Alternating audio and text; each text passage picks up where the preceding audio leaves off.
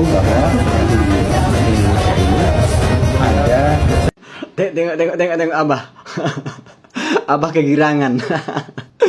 Jadi Abah itu menanggapin gugatan ada gugatan ke MK bahwasanya anak presiden dan wakil presiden itu dilarang nyapres. Ini kekonyolan apa lagi? Ya. Jadi keluarga presiden tidak boleh mencalonkan diri untuk ikut pilpres di tahun 2029 dan kapanpun. Ini saya setuju banget. Mengkritisi atau menggugat undang-undang pemilu ya, itu atas dasar kecintaan dia terhadap demokrasi. Ini ada muatan, ada skenario ya yang memang mereka tuju. Ya kita lihat aja, kita saksikan. Ini cukup seru ya. Jadi kita saksikan dunia politik kita.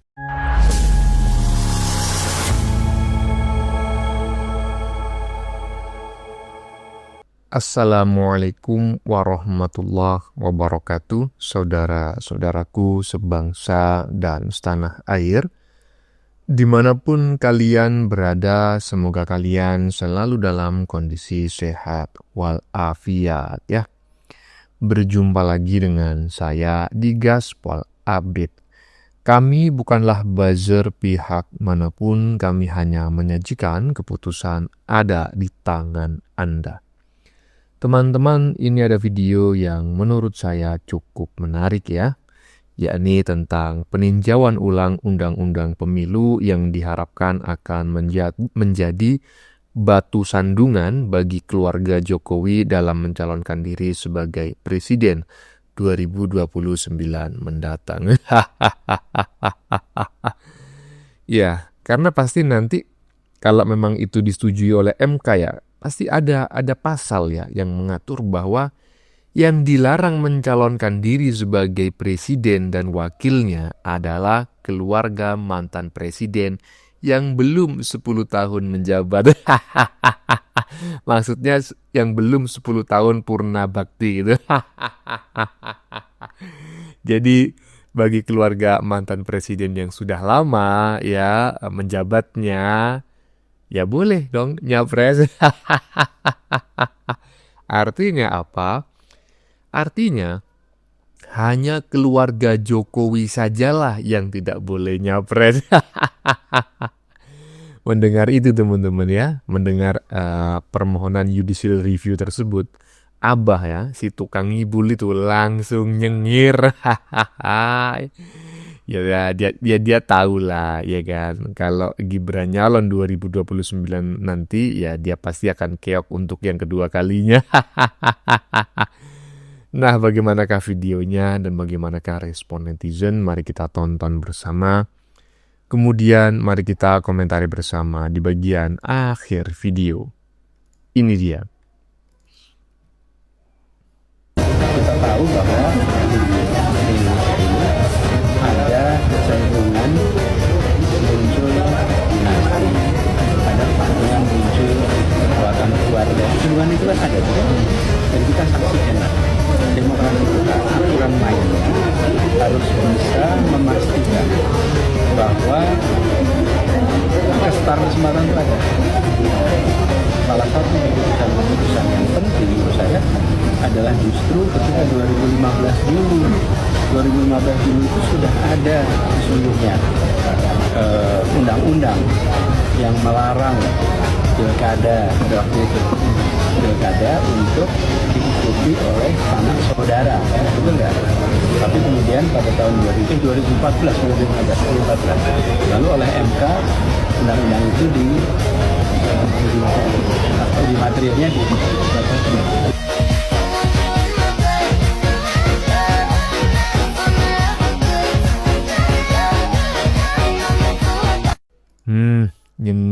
Nyengir, ya kan? Manusia munafik nyengir. Siapa bang manusia munafik? Lah saya kan gak menyebut nama. Tapi kan teman-teman sudah pada tahu semua ya kan arah pembicaraannya kemana. Ya intinya dia sangat bersenang hati lah ya.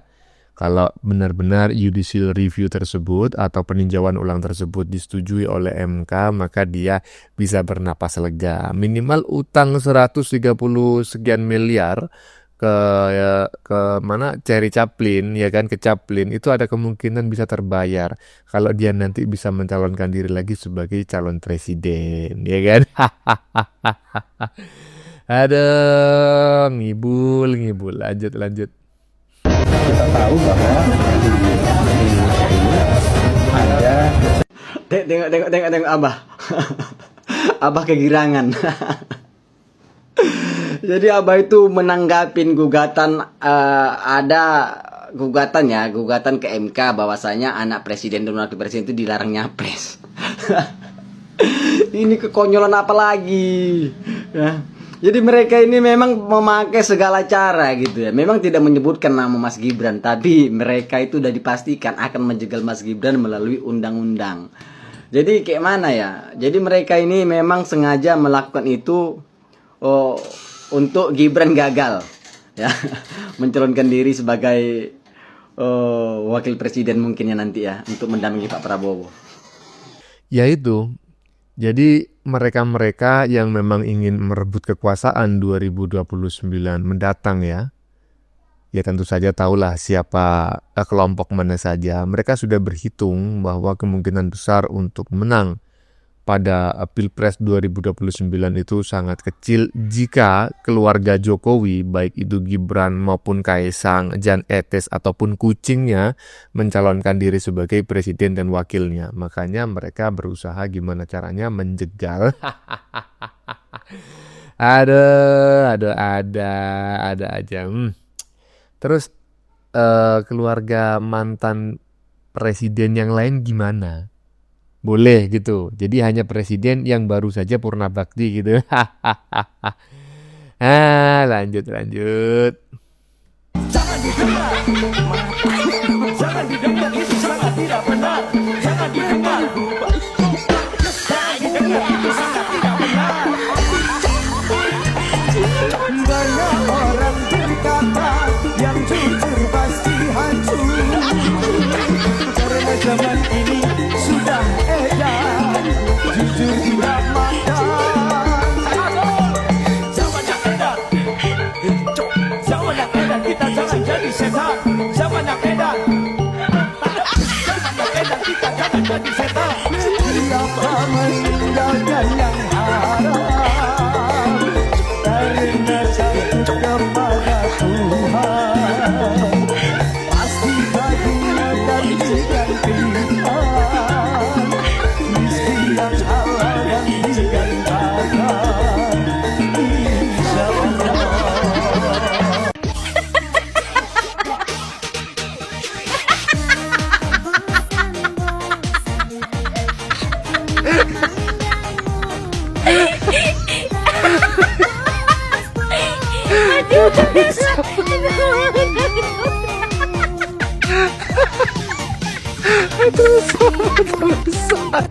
Contoh orang yang meludah ke langit dan kena mukanya sendiri. Yang pertama, membenci orangnya, tapi mau menerima bantuan dan pemberiannya. Yang kedua, suka menyebarkan cerita buruk dan membicarakan kekurangannya, tapi lupa pernah ditolong dan menikmati kebaikan orang tersebut.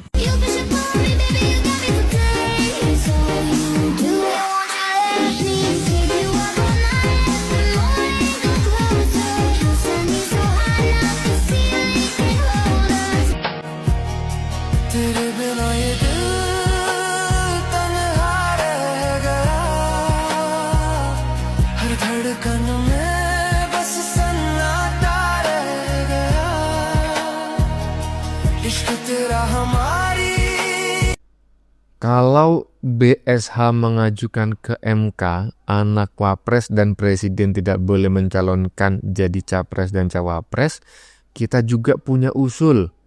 Capres dan cawapres yang pernah gagal mencalonkan diri di Pilpres, ya, di Pilpres yang akan datang juga tidak boleh lagi mencalonkan diri sebagai capres, jadi capres atau cawapres, biar tidak berisik.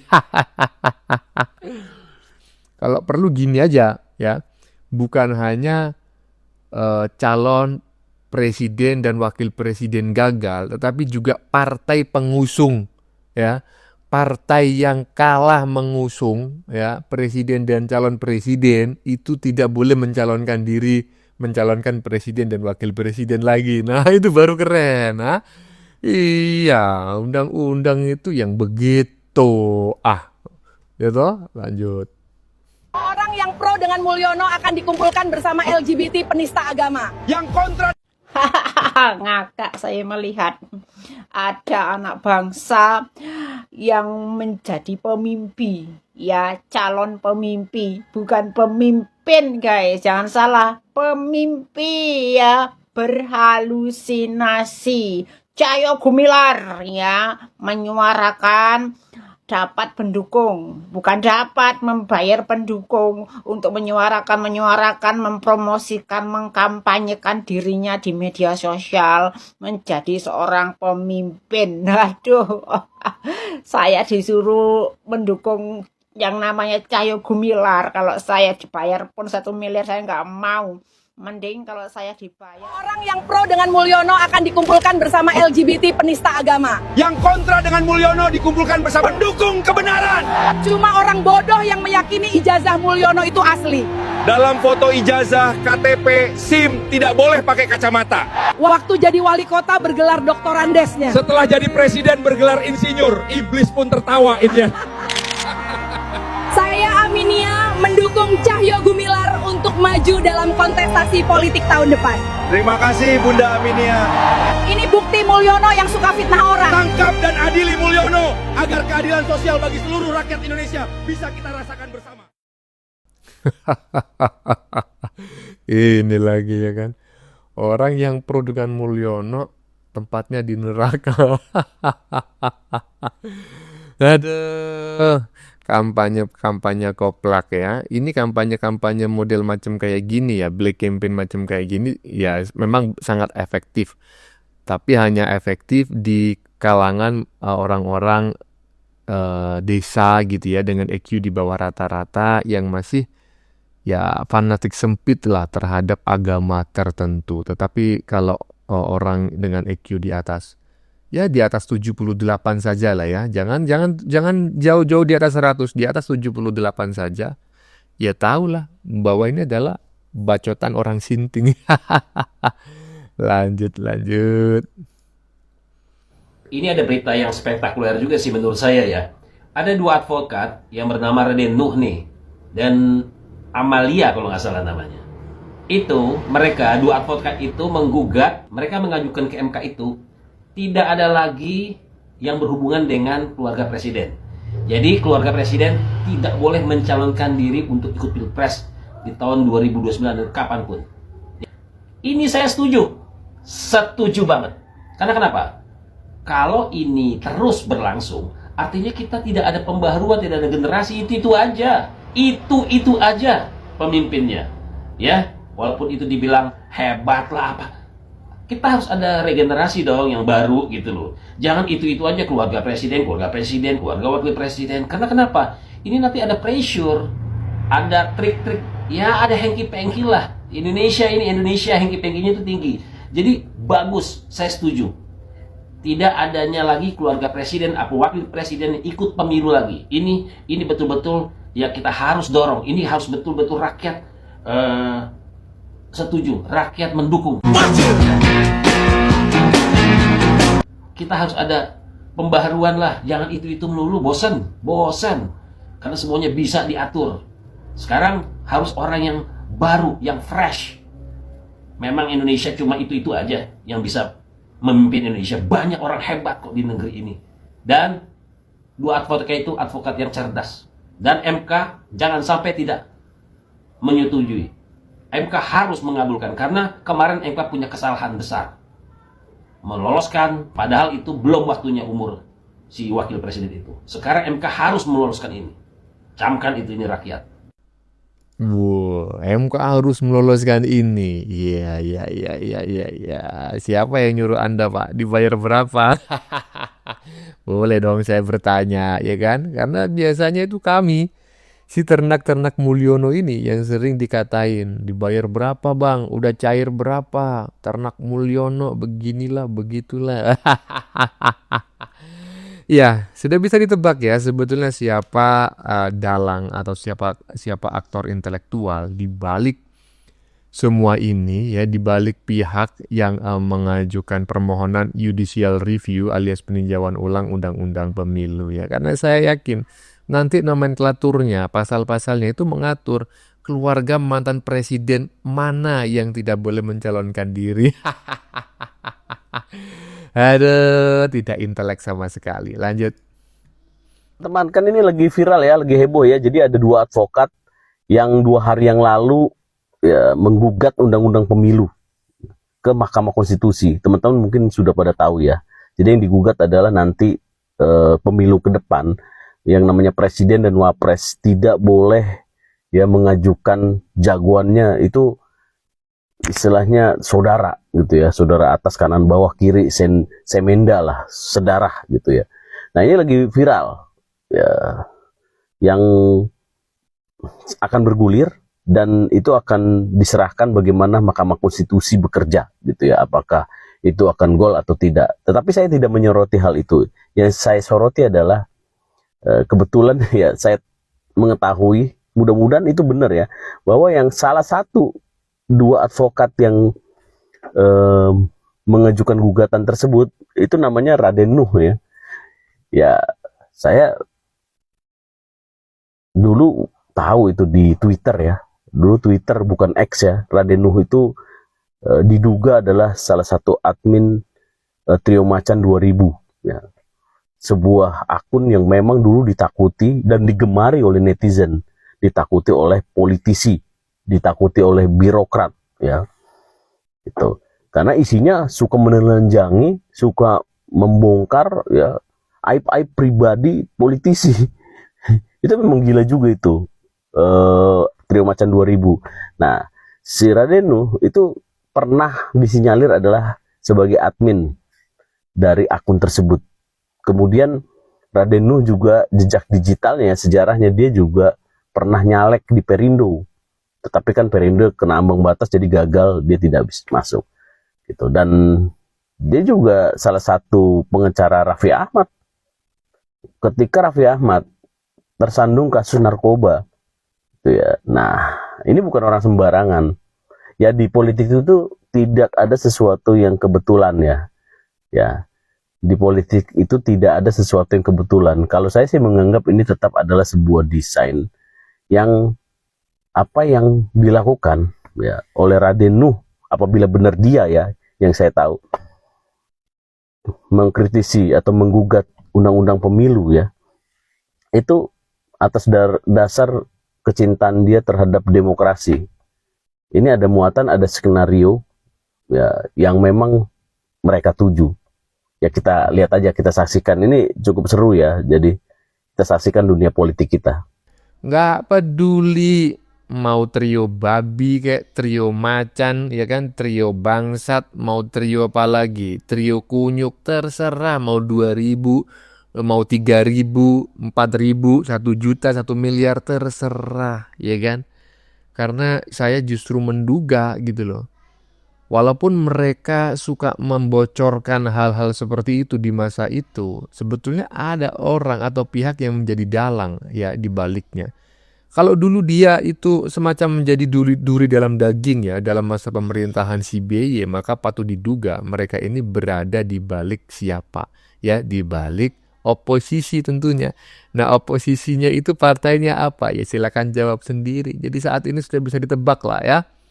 Jadi undang-undang permohonan ya judicial review atas undang-undang pemilu ini bisa dipastikan dilayangkan oleh atau diinisiasi oleh partai cap kebo yang memang menginginkan putri mahkotanya ya kan menjadi presiden. Ngimpi.